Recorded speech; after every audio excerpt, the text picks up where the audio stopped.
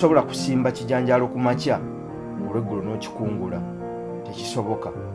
Kitwala ekiseera okuzimba ekyo ky'oli ekinaabeerawo boolyawo Katonda ky'anaakuuma atandika olugendo luno olulungi, tukkiriza nti alumaliriza era aluggusa.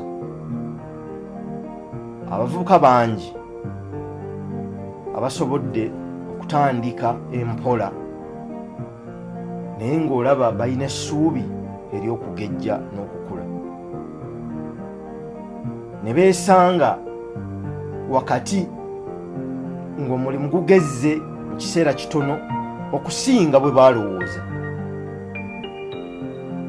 Bwe batandika okulaba ensimbi ennyingi ne baagala bazikole mu bungi mu kiseera kitono,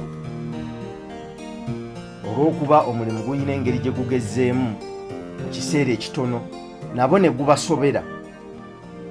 Ebimu ku bintu ebisinze okukuba abantu ebigwa mu bizinensi mu nteekateeka y'emirimu naddala omulembe guno ogw'abavubuka abangi, bwe butaba na bugumiikiriza kulinda kintu kukula ate bakikungulire mu biseera byakyo. Toyinza kwagala kuzaala mwana n'omuzaalire ku myezi 6, tekisoboka. Bw'omuzaalira ku myezi 6 ng'ekigendererwa kyo kyali kyakuva mu ddwaliro mangu oba kubivaamu mangu, kitegeeza ogenda kubeera mu ddwaliro ebbanga erisingako ne ku myezi 9 ng'okuza ekyo ky'otaakuliza munda kisobole okukulira ku nsi. Buli lw'okola omulimu gutwala ekiseera okuzimba n'okkakkana n'omanya nti ensimbi zino newankubadde zizze mu bungi naye za mulimu si zange.